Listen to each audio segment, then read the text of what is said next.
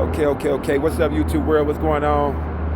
Another Thursday, and I'm here to continue on with,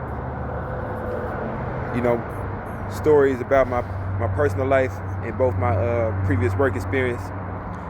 So I think last time where I left off at was, I was just explaining and giving details as to what my journey was like being incarcerated. I did the longest prison term that I had ever done in my life. I was 25 years old and came home at 34. So right now, this week, we're gonna take the story from when I got home, or when I was on my way home, when I got released. So this was July 11th. This was July 11th, 2014. I had went in February, where I had went to the county. I had been incarcerated all the way from the county to the time I was released. So that was February of 2005, and when I went in, and I got out July 11th,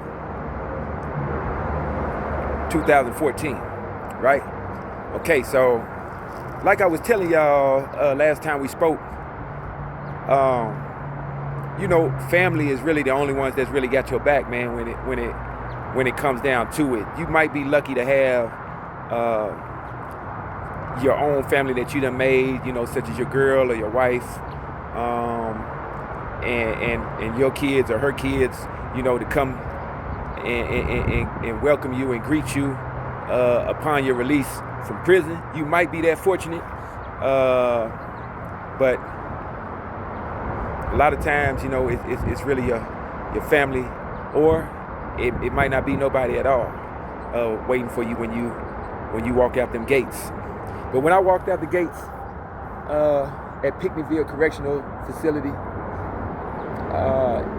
in 2014, July 11th, my grandmother, my son, my brother, my grandmother, my son, and my brother were all there to pick me up. They were all there to welcome me back into society. I was on my way home. I had agreed to go home back to Dixon, Illinois, and I really didn't want to. I was fighting it, y'all. I really didn't want to go back to Dixon, Illinois, and sort anything out, man. It was where I was born. Even though I didn't spend all of my life there, I was a Navy kid growing up, and I got a chance to see a lot of different stuff, and that's probably why I was really becoming more and more,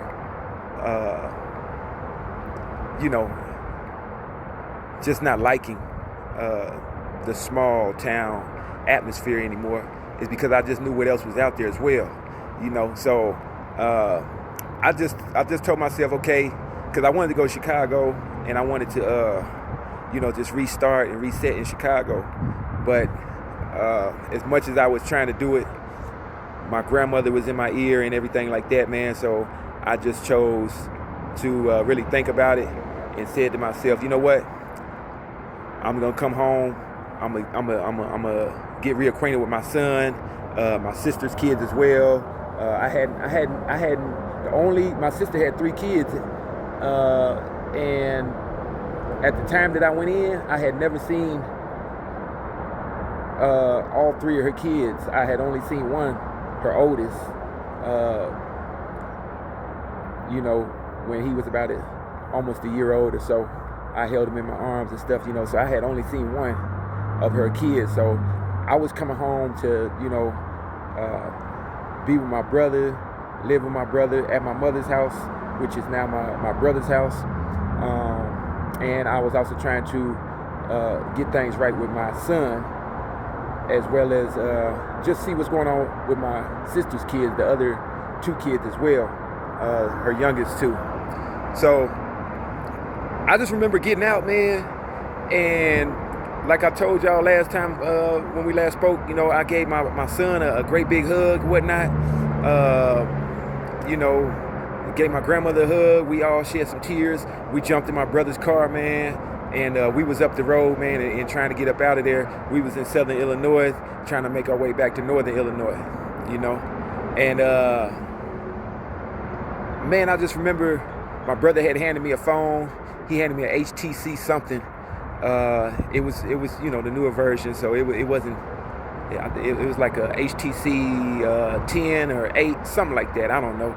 But he handed it to me, and I didn't know not a damn thing about it, man. I just remember trying to figure out, man, how to work this phone, because when I left, it was flip phones, and now it's just like a little mini TV, on the phone. It's got the screen, and you can, so all I was really doing when I got the phone was messing with the YouTube and the Facebook. I was doing that, and that's all I really knew. My brother said, man, just continue to play with it, and you'll get better, and that was it, so but I remember we made a stop on the way home, and we were still in Southern Illinois. We was like 30 minutes up the road from Pinckneyville, and we made a stop, man. I don't know where it was, man. I forgot what it was. It was a chicken place. I can't think of it right now what it was, but I remember we stopped, and my son was 11 years old at the time. We stopped, and when we stopped, I was actually handling my son like he was 5 years old, 6 years old, man. I'll never forget that.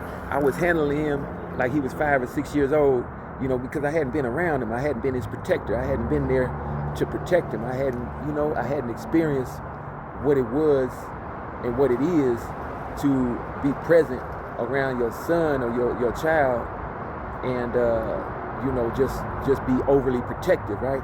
And that's exactly what I was that day when we made that stop. I forgot the name of that restaurant, y'all, but when we made that stop, I was overly protective, man. I was very overly protective. We went to the bathroom. I had to make a stop in the bathroom. I had to pee.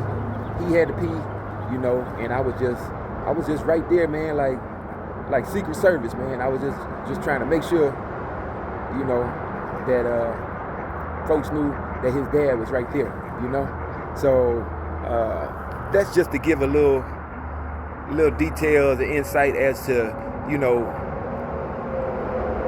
how a person that's locked up or incarcerated, how they interact with their kids when they get out, especially serving that much time, man. So I was really glad and proud to be around my son, but I was overly protective, and I don't think he understood or even seen it, because he was just happy to be that I was there and a part of his life again, So he, of course, it didn't bother him. He was just glad that I was there. But I just remember that, right? So we got home, 5 hours, 6 hour trip, back up from Southern Illinois, back up to Northern Illinois. We got back home to Dixon, Illinois, and right off the bat, man, I could tell a lot of things had changed,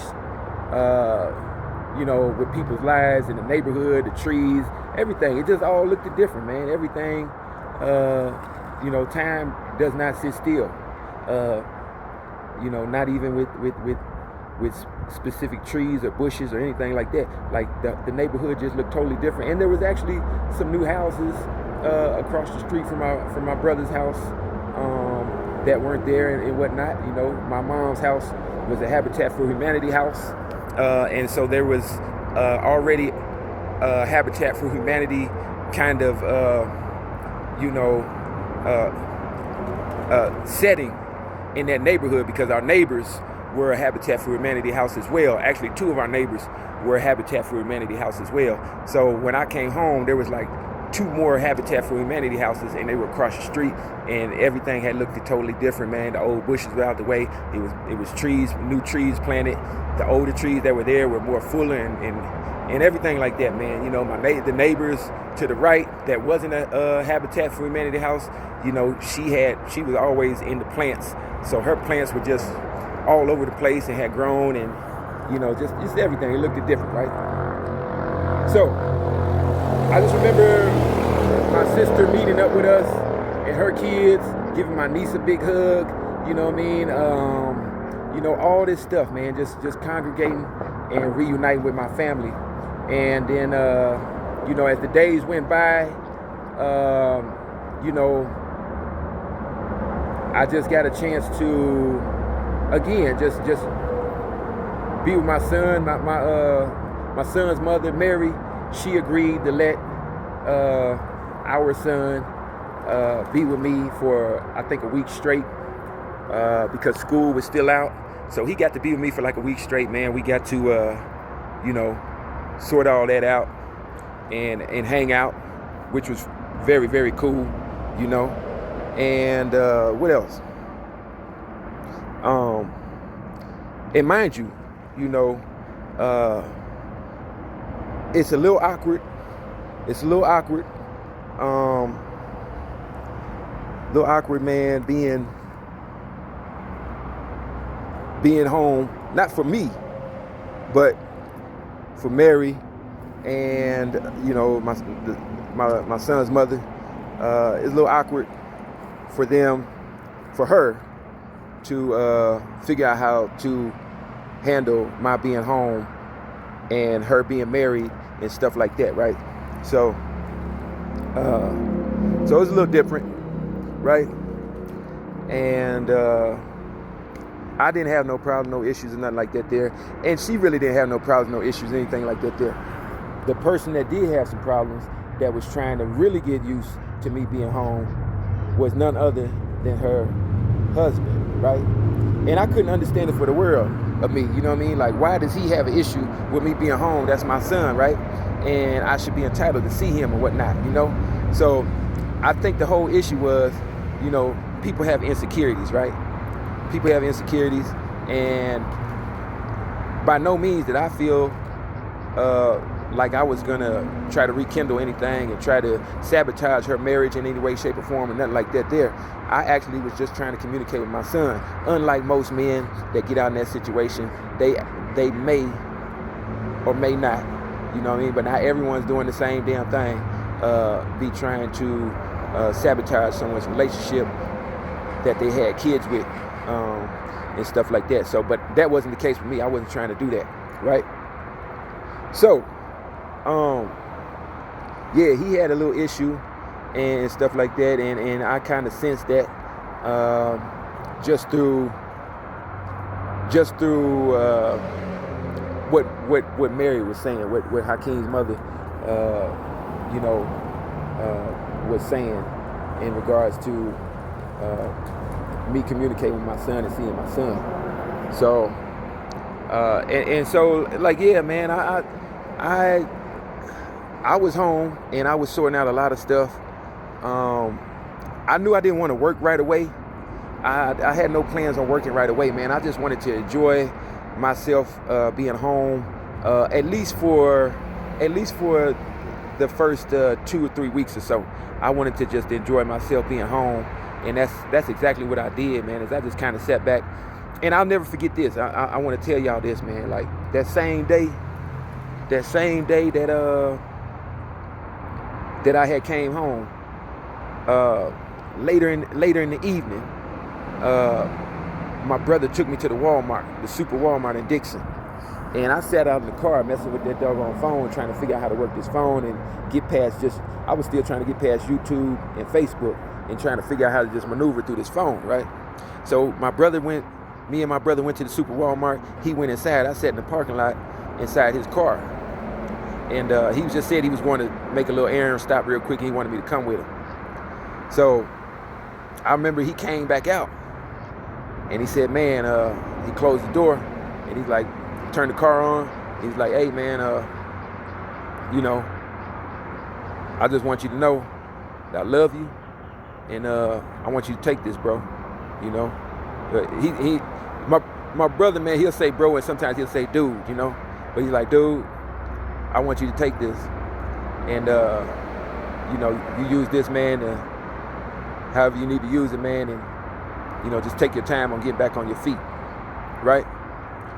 And what my brother had did for me and what he had gave me there's a bank inside the Walmart, the Super Walmart, and most of these Super Walmarts got a bank inside of them. So my brother had went to inside the Super Walmart to his bank, and he had got some money, man, and I think it was about $300 that he pulled out, you know, and he just said, man, go do whatever you need to do with it, take your time, you know, glad you're home, you know. So my brother did that for me, man. That was, you know, like pretty much the core part of who my brother was and has always been throughout the entirety of my life. Being in those situations where I'm incarcerated and locked up and stuff, my brother would always do things and reach out for me without me even saying so. You know, that's just how he was, and the way he still is to this day. You know, but yeah, moving forward, you know, I was just trying to enjoy my time home. You know, it was interesting because, you know, when you come home to your hometown, especially, man, everyone knows you, you know everybody, stuff like that, man. It's still there and everything, man. You know, there's gonna be a few women or whatnot that's gonna be trying to reach out and see, you know, how you doing, what you look like, and all that stuff there. Hint, hint, but you know, y'all know what I'm saying. You know what I mean? Like, just they trying to see what's up, you know. And so, you know, all of this stuff going on, I'm not really even focused on anyone that is trying to get in touch with me through this Facebook, you know, and everything. Because that was like the latest social media thing when I came home. It was Facebook. Instagram wasn't quite. Instagram it wasn't really popping. It was popping, but you know, Facebook was still kind of like, people were still on it or whatever. You know, I was behind, y'all. That's all I'm trying to say. I was behind, right? So I was just messing with the Facebook for right there at that moment. But yeah, man, I was just trying to enjoy myself and my time. As far as the women went, the only real situation that I was looking forward to getting into were two particular women, you know. One of them that was in touch with me while I was locked up that actually came to visit me. And then there was another one that was in touch with me, didn't come to visit me, but as far as everything else, we was in communication as far as the phone. We was in communication as far as just corresponding, writing back and forth. And, you know, so, yeah, those were the two particular women that I had my eyes set on, you know, as far as, you know, coming home and experiencing being with a woman again, you know what I'm saying? And so one of them, the one that I'm talking about where we weren't able to visit each other while I was incarcerated, but, you know, we did everything else, phone calls and writing. She lived in Texas. So at the time, she lived in Texas, and her family still lived in Dixon, Illinois, and Sterling, all the nearby little towns in that vicinity, right, in that area. So she had told me already, like, when you come home, I ain't gonna be there, but I'm on my way over there to see you, you know, and, you know, fill in the blanks, if you will, you know what I mean? But she definitely said that she was gonna be to see me, right? So, in between time, you know, there was the other girl that was right there in Dixon, you know, and that was someone else that I was interested in pursuing, you know. So I ended up being with the first choice, the first option, with the woman that was residing right there in Dixon, Illinois with me, right? At that time, I had the ankle monitor on and everything. You know, they put the ankle monitor on me within 2 days of me being home. Maybe 2 or 3 days of me being home, because I came home midweek, close to the weekend. So I think that they ended up, my parole agent came and he ended up seeing me after the weekend and putting the monitor on my ankle or whatnot. You know, so that's that part, right? And then, by the way, the woman from Texas, she did end up making a showing and coming to Dixon, Illinois. I think it was actually the first week of August when she came. It was like the first week of August, and I remember that because my son's birthday was August 26th. So she stayed with me a couple nights when she was visiting in Dixon. She stayed with me a couple nights at my brother's house, and so I remember that. I remember that for sure. That it was August, the first week of August, and so she helped me with just birthday plans and presents and stuff like that, and what I was gonna do for my son, and just encouraged me to stay in touch with my son and be, play a positive and effective role in the development of my son's life moving forward, because I missed out on so much, right? So the hard part was, and this is after she left, after the Texas lady left, and all of that, I got all that out of my system as far as, being with women and doing that, So the hard part for me was, like I told y'all, I never wanted to return to Dixon. I just did it because it was much easier to, just get back with my family, my son and my niece and my nephews and my brother, my grandmother, and just kind of touch base with them and let them feel who I am right now at the present moment, and get them to understand that, I got goals and I gotta go. I can't be here. I gotta make it happen. So what you guys are getting ready to hear right now is actually the beginning of this whole process, this whole thing of, me being on the go, right? Like in my own personal adult life, this is the part right here of me coming out of the penitentiary, July 11th, 2014, and figuring out my life in Dixon as to which way I wanted to go, because I knew I was getting ready to go. And this is the part right here, man, where, I had to figure out which way to go, because it wasn't going to be in Dixon, Illinois, as far as me getting my life together and moving forward, right? So what I ended up doing was I ended up getting a job through the temp service that was located off of 3rd Street, and I believe it was Express Employment, a temp agency. It was kind of a new temp agency that was right there, at least in Dixon, Illinois. And so I got I got it with that temp agency, and I ended up getting me a job. The job wasn't the best job in the world. The job that I ended up getting was at a landfill. Yeah, the Lee County landfill is where I ended up working, right? And that meant that I was gonna be working outside. There wasn't gonna be no cover on me, nothing like that there. If it's raining, sprinkling, whatever, because it was summertime, I had to deal with that element. I was gonna be outside with a trash bag, gloves on, vest on, boots on, hot, sweating, out here, man, walking this gigantic, enormous landfill and picking up loose trash, man, that's blowing everywhere and stuff like that, right? So it was a crappy job, man. It was a crappy job.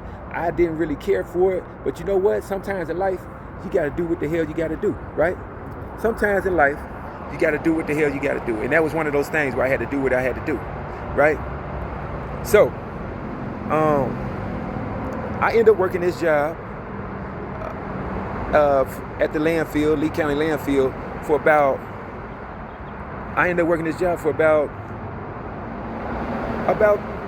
4 weeks, almost 4 or 5 weeks. And in the midst of me working this job, I ran into another guy that I went to high school with. His name was Scotty Vu, and Scotty was one of my little Asian partners, you know what I'm saying? And we weren't really close in high school and stuff like that, but I knew who he was, he knew who I was. But what we did have in common was Scotty had made several trips to the penitentiary, and he was on the ankle monitor, on parole as well, just like myself, and he had found himself working at the landfill with me, you know. So it felt good to have a little, you know, little camaraderie, you know, someone that I was familiar with working with me, and we both going through the same struggle. And then there was a couple other people we worked with where they were just regular folks, you know, in their 20s, their late 20s, and they was just trying to, you know, make a little money and do whatever and stuff, man. So me and Scotty were the ones that were trying to figure it out, right? So, yeah, so I ended up working at that job, man, and making my own money and stuff like that there. My grandmother ended up setting me up with the transportation service, because my grandmother didn't really have a car all those times that she was visiting me while I was incarcerated. She was getting the rental car. She was using the rental car service and getting herself a rental car to stay in touch with me while I was incarcerated and drive my son down. So my grandmother, the only one that had a vehicle was my brother and my sister. My sister stayed in another nearby town by the name of Rock Falls. So she stayed over there. So sorry, y'all, I had something on me that fell out the tree, spider or something, an ant or something. But anyways, yeah, so I couldn't be a burden to my brother. My brother had to be at work, and he worked 45 minutes away in another town by the name of Rochelle, right?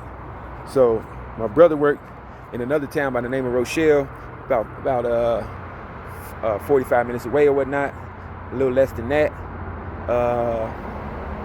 So I had to do what I had to do, and I had to get to work.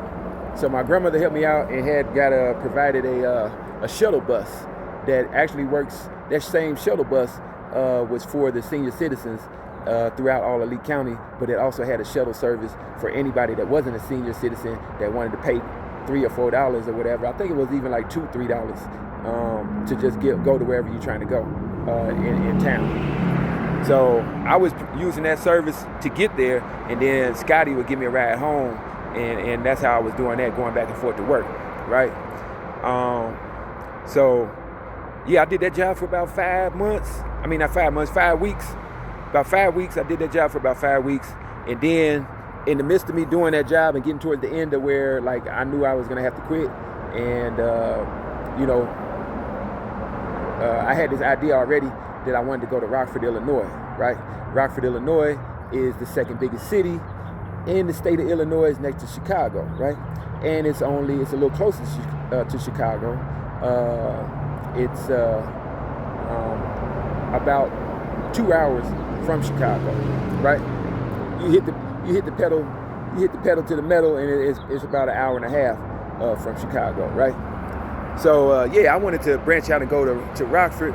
I had already knew some folks in Rockford because, you know, my days of being in the street and stuff like that, selling drugs and stuff, you know, I had already knew quite a few folks from Rockford, and there was people that were from Rockford that were making their way to Dixon, and then there was people that were from Chicago that were making their way to Dixon, to Rockford, you know, or whatnot. So I knew folks already over there, and I was in touch with one of the guys that I knew from Chicago, from the low end. I was in touch with him, and we actually was in Shawnee together, and he just ended up going home before I did. He made it back to Illinois before I did, but I was in touch with him, and he was in touch with me while I was still incarcerated. And he had always told me, he said, man, if you need anything, Black, let me know, man. I'll be more than glad to help you, right? So I had already had in my mind that I was going to Rockford, Illinois, and I had let my son and my grandmother know this, especially my son, throughout the weeks of me working, even before I started working, I was letting my son know to be prepared, man, that I'm gonna be having to relocate in the city of Rockford, Illinois, to make a better way for myself, because the opportunities are very, very slim here in Dixon, Illinois, and I have to, you know, I want to be very clear to my son that I have to go where there's more opportunities that way I could find myself, you know. So yeah, I had been preparing my son more than I had been preparing any of my other family members for my departure from Dixon. So when it came time for that departure, for me to leave, I had linked up with, like I told you, the guy from the low end that I had known from being in Dixon, and he was doing the same things that I was doing, selling drugs and stuff like that. And he had made his way home. He was working. He had a very good job. He was working for Chrysler. A lot of folks be trying to work for Chrysler out there in Rockford, because that's quite a bit of money, and they pay real good. If you get hired in, the benefits are really good and the whole nine. So he had made it in there, and he was making his money. He was living in the projects at the time. He was living in the Orton Keys, and he had told me, he said, "Listen, man, you are welcome to come stay with me. We staying in the projects right now.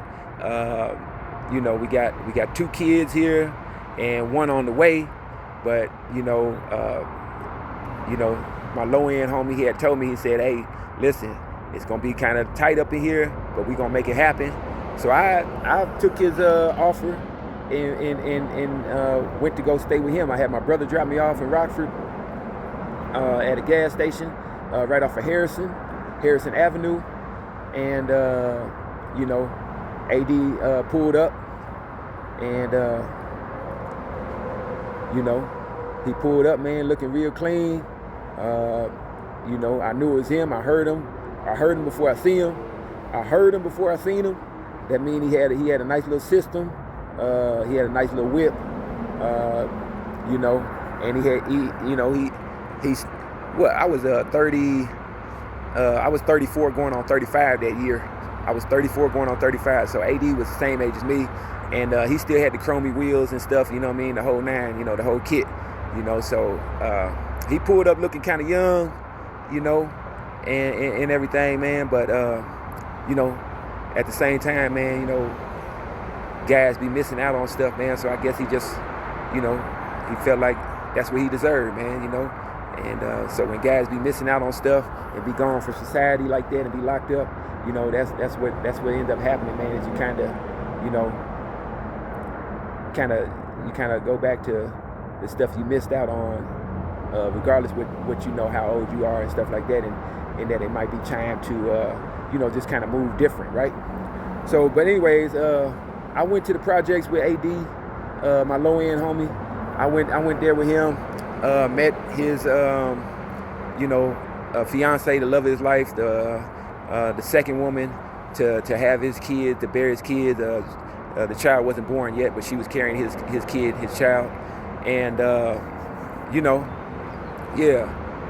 it was all cool. She wasn't really that, she wasn't that bad, his fiance wasn't that bad at all, and nothing like that there. I just knew that it was a lot of pressure on her. I could feel there was a lot of pressure on her. She was pregnant. I think she was about 5 or 6 months pregnant already. She was kind of like, those emotions and stuff, and they living in the projects, and then here I am, he trying to help me out. It was a lot of stuff, man, where it was kind of like, it was an awkward element in the house, you know what I'm saying? It was an awkward element in the house, and still nothing was said vocally from her, but she definitely would let it be heard and known vocally from her to him, my low end homie, AD. She was letting AD know, hey, all types of stuff. They was arguing right off the bat as soon as I got there, a little bit here and there, nothing crazy. But the next day, the beginning of my first full day there with AD, man, it was crazy. It was crazy, And what had really said it all is AD and I just kept. The night before I had got the night that I got there, the night before, when it was just like me getting there in the nighttime and stuff like that, AD was driving me all around the city and meeting some of the homeboys that he knowed and stuff like that. That was from the low end as well, that was living out there in Rockford and stuff. And he was just, he was just trying to let me know where he was with folks, outside of his job and stuff like that, and outside of his family and all of that, man. Just let me know who his homies were, right? And she didn't like that, man. You know, his fiance didn't like that because I assume, man, before I got there, he was more like respectable of, like, I gotta be home, I gotta be in, I can't be running around with the homies and stuff like that. At least not too late, you know?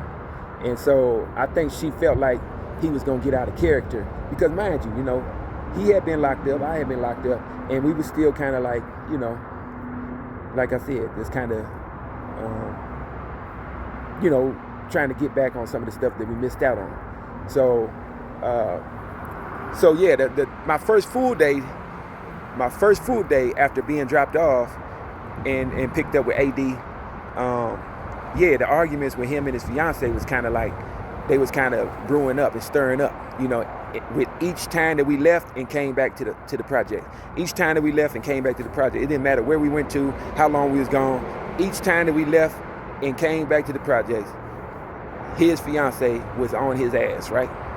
You know, so I knew that some shit was getting ready to happen, but I really knew some shit was getting ready to happen when he came out that project door, and I was sitting in the car waiting for him, and he came out, and she came flying out the door, and she said, you know what?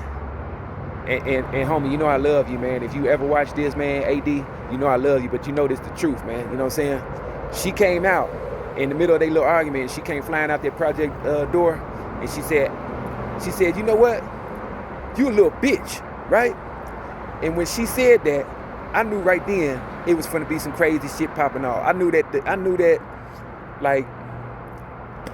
this wasn't gonna work, right? So I was just like, damn, I'm trying to figure out, it's still the weekend, so I got time still to figure this stuff out. I'm trying to figure out how to maneuver, what temp agencies to get to. I'm gonna get me a job. That's what I'm trying to do, is get me a job, right? So that I can hurry up and get the hell away from this madness, right? But when she called him a bitch, I knew that it was gonna be some more crazy shit after that. Now, he didn't do anything at that moment, you know? He just walked up on her and said, listen, what you say? And then after that, you know, we came back a couple more times and left and came back and stuff like that. And the next thing you know, the police got involved, and you know, a lot of arguing, a lot of yelling and throwing stuff and breaking stuff and stuff like that. It wasn't no physical stuff going on other than, you know, just throwing stuff and breaking stuff and all that. And so all that happened, the police got called and whatnot, and we ended up going to one of the homies' house that AD had showed me to previous to all that stuff happened that day. And this gentleman was the same gentleman that helped AD find himself in Rockford and get himself together and stuff like that. And this gentleman's name is Malcolm Payne. Malcolm Payne, if you watching this, man, you are a blessing, man. You know, and I'm saying this because he helped AD, right? He helped my homie AD get himself together in Rockford, right? Malcolm Payne is a real estate agent, a real estate broker for the state of Illinois, and a hell of a real estate broker as well. And he comes from the same struggle and everything like myself and AD, man. So that was also why I took a huge liking to Malcolm, man. But the reason why I really took a liking to Malcolm, man, is because Malcolm allowed me and AD both to stay at his house the night that this shit was going on with him and his fiance. And then when Monday morning came around, AD had to be at work, and I had to get my ass up and go find me a job as well, right? And so I remember Malcolm waking up that morning, and him, you know, Malcolm explaining to me, he said, man, this shit happen all the time, man. Him and that girl go round and round all the time, man, where he had to come over here or go to somebody else's house and take a break from her. He said they got a baby together, and I hope they figure it out. But this ain't no shit that just happened out the blue. He was just forewarning me, like, this shit happen all the time. So instantly I was thinking like, man, that's no good. You know, what the fuck, right? I gotta figure this shit out quick, you know? So I just went ahead and got ready, and after I got through talking with Malcolm that morning, got ready, man, and went on my journey, man, to go find a job, man, and hit these temp agencies up in the city of Rockford, Illinois, right? And so I got a few leads and whatnot and all that stuff there, and then I wasn't quite sure where I was going and what I was doing as far as the Orton Keys and being in the projects with AD, you know, because his stuff was still the stuff that we had gathered and put in his car to come over there and get away from his fiance that night when the police got called and stuff like that. It was still over there. It was still at Malcolm's spot. So, and as far as I know, Malcolm said I was welcome to be there as long as I need to be there too until we figure that shit out, you know. And so a couple more days went by, and AD hadn't returned home. He only returned home that one night. You know, he returned home. Our first, you know, full day of being over there at Malcolm's, he returned home, and then after that, he stopped showing up. So now I'm the only one over there, right? And so it's feeling a little like, you know, like, damn, like what the? I'm still talking to him on the phone and stuff, but I'm still trying to figure out like, what am I doing, man? Because I didn't want to go over there. I didn't want to go back to the projects with all that crazy stuff, man. I was trying to figure this stuff out because, you know, I didn't come to Rockford for that, man. All the drama and stuff, man. Trying to be in a peaceful place so that way I can go ahead and get my life together, man. Get this job and get the wheels rolling on my show, right? So a couple days went by. AD hadn't returned home and stuff. We talking on the phone and whatnot. And a couple more days went by after that. By I think like the fourth day, Malcolm told me, he said, listen, and he didn't have to really even tell me, like, because some of his stuff, a lot of AD's stuff was gone. So I knew he had went back to the Orton Keys and stuff, man. Went back to be with his fiance, right? So yeah, Malcolm had told me, he just said, listen, man, Black, if you want to stay here, you're welcome to stay here with me. All I ask is that you don't bring nobody in this house, and that you do what the hell you're supposed to do and get yourself together, homie. I'm going to give you the same opportunity that I gave AD. And not just that, Malcolm was the type where he was giving anybody that was close to him, anybody that was homeboys, anybody that was cool with him, and they was down on their luck or whatever and stuff, man. Malcolm was the type, man, where he was giving everybody the same opportunity if they needed a helping hand or a fresh start. You didn't have to pay no rent. All you had to do was pay him back with love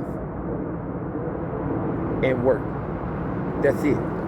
Love and work. That's all Malcolm required, man, for you to stay with him, man. You know what I'm saying? You genuinely respect his rules, his house rules, but not bringing no one over there.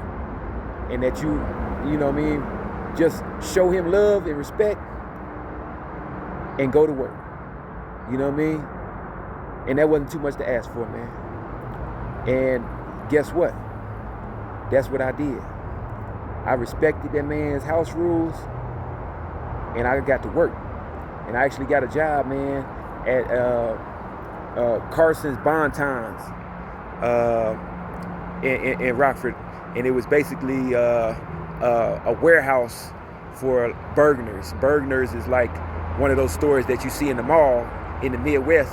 So if you're not familiar with Bergner's would be like a Marshall's or something that you see in the mall, you know, something like that. You know, so I was working at their warehouse. I had got that job within 7 days of me being at Malcolm's spot. And he was proud of me, man, and I was proud of myself. And this right here is where the journey began. Like I said to y'all earlier, as far as me being on the go, you know? So, now that y'all heard that story, I just want y'all to know that, you know,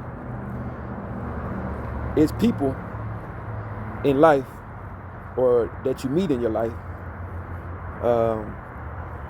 that sincerely want to help, that sincerely want to see you get to where it is that you need to get to and where they like to see you get to, you know. And so, with all that said, I just want y'all to know that there is good people, man. And I believe in that, you know. And Malcolm, if you're watching or whenever you do begin to watch this stuff, I just want you to know that I love you, man, for being that dude for me. You know, I love you for being a brother to me. You know, me and Malcolm about the same age. You know, he got me by, I'm 46. Malcolm got me by about 4 more years or so, you know. So I think Malcolm is about 50 right now, going on 51, right? So, Malcolm, yeah, I just wanted to say, man, thank you, man. Thank you for all your love and your hospitality. You know, let me in your house, man, and allow me to find my way. And, you know, so there's plenty of people out there, y'all, that's like Malcolm. And, you know, it's just a matter of just staying faithful, you know, and that's it. So that's all I want to say to y'all, man. You know, that's the whole, I just want y'all to know, like, that's the whole, like, general idea and feeling that I want you all to have with Go Power, here at Go Power, man. Like, I just want to see people do the right thing and get on their feet. I just want to see people live life the way that they need to live their life. You know, I want to see people get their goals, including myself, you know. And so the same way Malcolm was for me, that's what this channel is right here. That's the same vibe and the same love, the same everything here at this channel entitled Go Power. You know, I'm not just trying to help myself, I'm trying to help others. And I genuinely enjoy helping others, right? And so what I'm about to say now is the same way that I am and you out there that's watching might be the same way, where you don't mind helping the right people. You know, you don't mind putting a couple dollars towards the right cause and stuff like that. If you too are like me or like Malcolm Payne, and you just a giving person, or you just a person, you know, that's an activist when it comes to the right causes, the right situation. If you feel like you want to be a part of the Go Power experience, you will start seeing my QR codes for my Cash App, for my Venmo, and my PayPal. You guys will start seeing those QR codes. And you guys are more than welcome to donate whatever it is that you want to donate to keep Go Power going in the right direction. I'm going to do it regardless, right? But all I'm saying is, if you would like to see Go Power go towards this incredible direction of helping people in more ways than one, feel free to donate. Feel free to hit any one of these QR codes, any one, any three of those, any three of those. You can hit any three of those. And, you know, we're going to get this thing started. But I'm going to do my part regardless. You know, that's just something I wanted to plug in to the people that's following, the people that's new to following or whatnot. This is going to be a hell of a journey and a hell of a ride, man, where a lot of people are going to be helped. Whether it's on my dime or anybody else, man, that wants to help, man. You know what I mean? That's what I'm going to continue to do. Okay? So, again, I just want to say, all of y'all, stay positive. Stay positive. That's very important. And keep your head up. And just know that a brighter day is always around the corner. If it ain't today. Just keep your feet moving. Just keep moving. Even in your sleepwalk. I gotta go. We gotta go. Holla at y'all.